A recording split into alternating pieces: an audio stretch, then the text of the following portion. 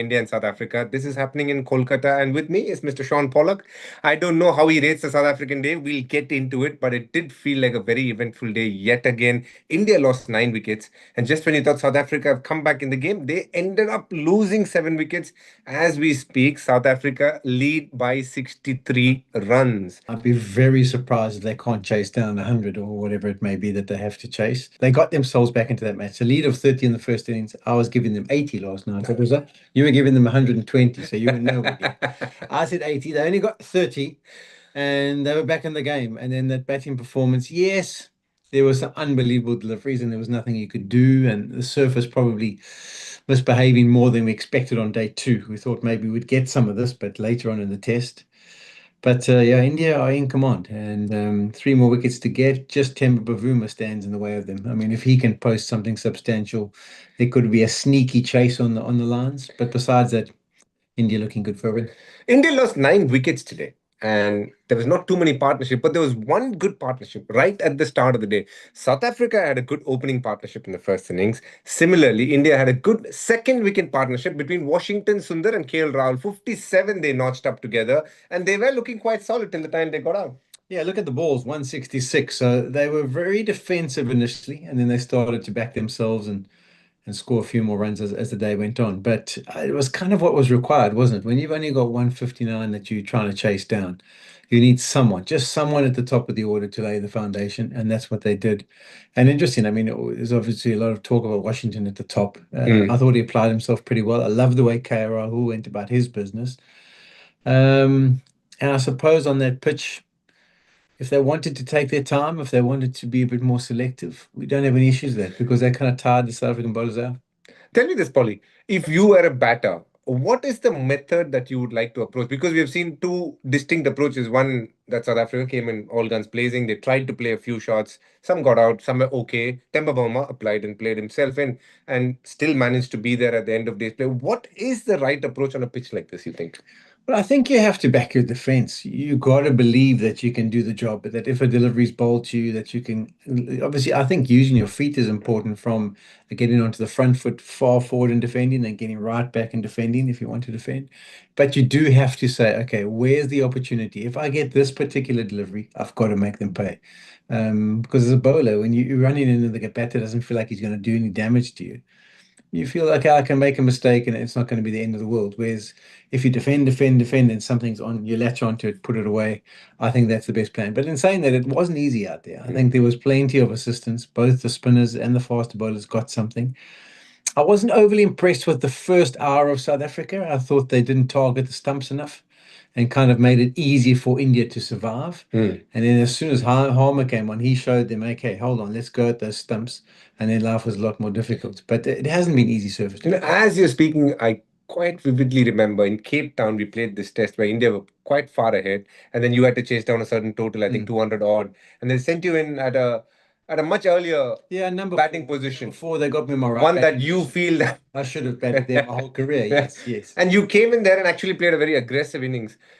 It required something like that, which was aggression, but also a certain amount of backing of your defense. And you did that day and got South Africa past the line. That's a similar approach that they should have adopted. A different pitch, definitely. Yeah, well, the story behind it was that we lost a wicket with the last delivery of the day. So Hashim Amla got out. And next to the crease was going to be Jacques Kallis. And I just made a suggestion as the day's play ended to Graham Smith. Why don't I come out with you and try and be positive? We try and create like a tone at the start of the day. Because Anil Kumble was playing in the side, and he was one of those guys that if he hit his area and you went nowhere, then all of a sudden the whole innings run chase could die, and you could start to build pressure on yourself. And we did that. I went out with Graham, and it was Zahir Khan and Anil Kumble who started, and we actually ran well between the wickets. I took on a few risks, and I think we only put on maybe 70, whatever it may be. But it was the mindset that we were conscious of doing. If you're going to just be a sitting duck, if you're just going to stay patient and wait without trying to apply some pressure, you'll invariably get a good ball. And then that's when your team will be in trouble. And that's what I think the approach was quite good. And eventually, I think initially they were very selective and South Africa didn't apply the pressure too well. But then they started to think, okay, and I think Washington Sundar at one stage, I think he went 4-6. And that kind of showed them, okay, now we're starting to score runs as well. And as Polly says, sitting ducks were quite a few batters in this pitch because of how this pitch was panning out. And India was 75 for 1. Washington and KL Rahul very comfortable at the crease. And then the collapse, the word that not many Indian team fans want to hear about. And there's been a plenty, Polly, after the last 5 years, to be fair. There's been a few collapses. Today, again, 114 for the loss of 9 wickets. It was Washington Sundar who got out first, and then KL Rahul soon after, and the rest just kept falling. Not too many partnerships. Rishabh Pant batted beautifully till the time he lasted. As always, attractive, great shots. No, it isn't. But I think nature of the pitch, I don't think you're ever really in. I think you can get a good one at any stage. I mean, I look at those dismissals for India. I wouldn't be overly concerned about the way they got out because there were some deliveries. I mean, Rahul's was a goodie. Simon Harmer got two wonderful deliveries to pick up those 2 wickets. Was a good bouncer to Rishabh Pant. I thought he was the key. I mean, the way he was possible, what, 27 of 27 or 24? 24, Yeah, no, correct. he was flying. I think he was the one who could have taken it away from South Africa, and he got out to a good short ball. Um, Jarrell, he tried to turn one. It wasn't the worst way to get out. So I don't think they'll be too upset. As I say, I think in the nature of that pitch, you can get a good one. And then it's always going to be difficult for the guys down the bottom of the order to survive with who was batting at the time. AXA.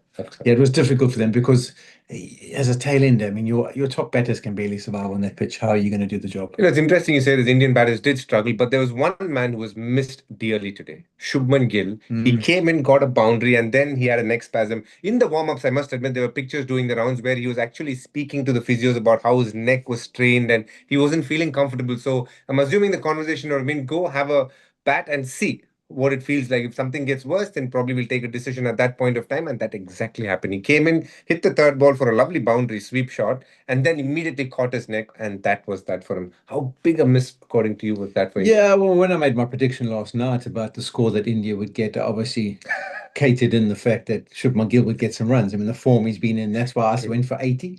And then that 50 runs that were short of because that's why it was only 30. So just explaining why that happened. So your prediction was right. Just Yeah, Gill. prediction was right. I didn't know that Gill was going to get injured. I Fair. couldn't work it out. No, that was a huge blow because even the way he played, I mean, the first few deliveries, he was like, I'm not going to just sit here and be bowled at. And he had gone back, whacked a boundary.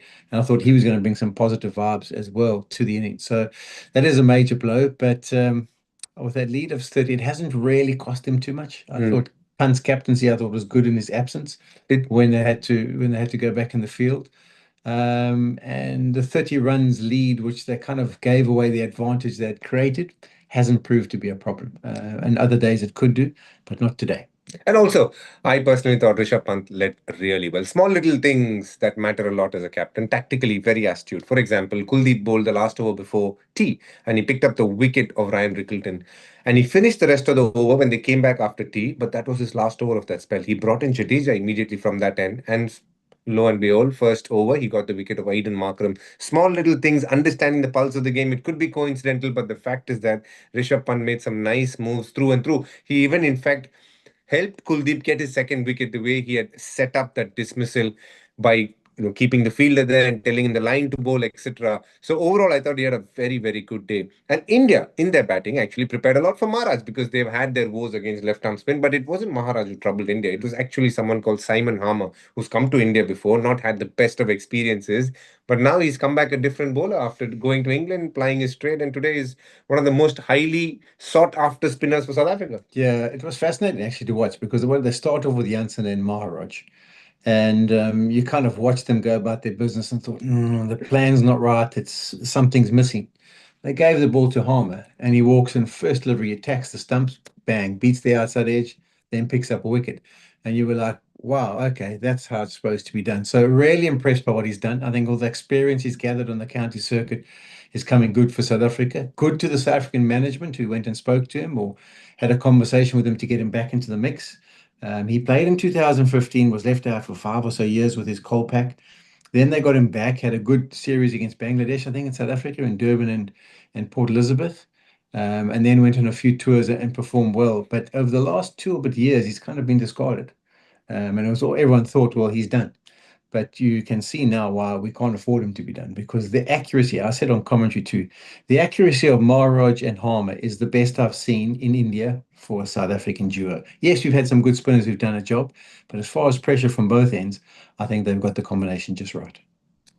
Simon Harmer, just a statistical one that I'm going to say, but It's quite phenomenal. 27 5-wicket hauls he's got for Essex now. 27 is a big number for any bowler. You do it across a career a lot of the times. For him to do it in quite a short span of time for a county like Essex tells you everything you need to know about the man. And let's speak about not just Simon Harmer, but something that didn't go well for South Africa, which would be South Africa's batting in the second innings. They gave a deficit of 30. They were trying to get it back. Again, collapse. And why did that collapse happen? One man that almost rules the screen, Ravindra Jadeja. How good was he? I mean, it just feels like this is the kind of pitch he loves bowling on. Yeah, you say that, and it did change today, didn't it? I mean, when he bowled in the first innings, you could almost play him like a seamer because he was kind of coming on at that pace. He could kind of hit through the line, and he wasn't dangerous. Boy, oh boy, just give him a surface that stops. Give him a surface that stops, and that he can fire those darts in, and then it's stopping and standing up. Unplayable. He's honestly was unplayable at times. I mean, some of those takes by Rishabh Pant today. Oh my I God. know you would have been impressed by them, but I mean, they were flying, and the deviation was massive. But his accuracy is just the way he played with the crease too. I love to see that. You know, as a fast bowler, we often used to mess around with the crease, come wide, come closer.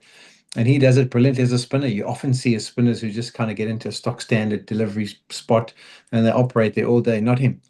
He moved around the crease brilliantly, and then also got his 4,000 runs today. So And 300 wickets. Only four players have done that, Polly. How special is it? 4,300 wickets. I don't think I can ask anybody better because you've done the opposite. But tell me, how tough is it? it is. It's tough. I mean, for him, it's probably been a little bit easier when he's been playing in India. But you've got to understand that maybe he doesn't play as big a part away from India with the ball. And there's no doubt he's bowling here, but it's longevity. It's about being able to show form the whole way through. His batting's probably gone from strength to strength. When he first came on, he was kind of a contributor. Correct. Now you can rely on him with the consistency. And his bowling, he's gathered experience. You know, he was a kind of guy who was maybe impatient when he first started to bowl. But in order to be able to achieve those records, you have to learn the art of patience and longevity and look after your body and all those kind of things. So he's just got to get credit for what he's done, and a wonderful club to belong to. Not too many members. What, there four of them? Four of them. He's the fourth. Pretty special. Both them. Kapil Dev and Vettori, the other three. So you can see the list that he's in. And just like what Polly said, I just want to second that. You know, it's longevity, one thing, but also how much he's improved. He came in as someone who can bat a bit, bowl obviously in Indian conditions, but slowly but steadily he's become a very, very dominating batsman across conditions. He got 100 in England, and his career record has been good. But in the last 3 years, just purely as a batter and playing under pressure, what he's brought to the table, phenomenal. And this time, What did Warney call him? Rockstar. the rock star. The rock star. And the Rockstar, and interestingly, the Rockstar started his career for Rajasthan Royals, and that's where Bonnie met him. And now he's been traded. That's the big news doing the rounds. He's been traded back to Rajasthan. So Cool. that is a happy homecoming again for him. And with that, there's nothing happy about what I'm going to tell you, which is I'm going to put you on the hotspot. That's fun. You have a big attitude, but I must say, I'm going to ask you a question. Hotspot. It's just going to the left. But this pitch, Polly, what would you put it down to? Is it a hard pitch to bat on, or the batters not backing their defense enough? I think, I mean, in our pitch report we did on day one, you were talking about how they didn't decide to water it before. And when we did our report, it didn't look bad. I thought there was grass cover, and I wasn't that surprised by how it played. I thought there was going to be more spin on day one, more assistance for the seamers. But clearly it was just a crust on the top. And now that that crust's broken up and there's cracks, that's proving to be the difficulty for the batters. So I think if this surface had started to do this at the end of day 3 or day 4, I would have been happy. I think too much for me in the first 2 days. Yeah.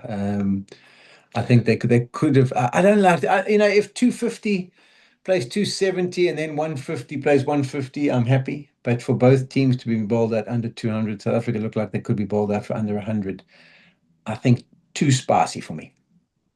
You know, from the pavilion end, 17 wickets have fallen so far for 172 runs. And obviously the rest of the wickets fell from the other end, but that was a slightly easier end to bat. But my question, just leading on from that question, as a batter, we also saw that some people willing to play the defense were batting for longer periods of time. 9 players have got 20 plus. No one going on to score too many after that, which works both ways. You can say that they didn't apply, or you can say no matter how long you play, you just don't feel set. That's the one I'm going with, because everyone has tried to dig in. There's been Correct. plenty of examples of KL Rahul, Washington Sundar, Temba Bavuma, but then you just get one that there's nothing you can do about. And True. therein lies the issue. It's like I don't mind a pitch if it offers assistance and players' techniques are found out or the way they play is not appropriate and they get themselves out. But when someone works out the game plan, sticks to that game plan, and still gets an unplayable delivery, that's when I'm not overly happy. I mean, I understand the nature of it. I understand you pick four spinners, you're obviously wanting to back it and give it a surface. I would just prefer it to happen end of day three, day four. And for me, the one thing that I felt is fair to say on this forum is when pacers bowl, ball keeping low the odd time is okay, but if from the same spot it's coming and hitting your chest, then that becomes very hard. Then you're dealing with luck. You don't know whether it's going to come down or go up. And that happened to Ryan Rickleton. Bumrah was bowling with the new ball. One ball just scooted through, lucky to get the bottom edge. Next ball from almost the same spot just came, hit his chest, and went for a leg by boundary. That can be scary. Yeah, it is. I mean, we had a bad one, didn't we? It was South Africa played you guys in Cape Town. We Mm. had a shocking surface there too. And sometimes it creates a thriller because it's a low scoring and no one can really dominate and dictate terms. So yeah, it's sometimes not the worst thing, and it's nice to have a mix of that every once in a while. But yeah, I think you don't want wickets where, as you say, that kind of thing. I mean, that delivery. Can you imagine if that had got him just a bit better in the ribs? It could Oh. have done some unbelievable damage. Now, we spoke about the pitch, but what it has done is kind of create a situation where both teams are precariously placed. India probably slightly ahead. We'll speak more about that. Let's get to fast forward. This is two questions fitted into one. What's the number South Africa will be at peace with if they have to defend? And what is the number India will be at peace with to score?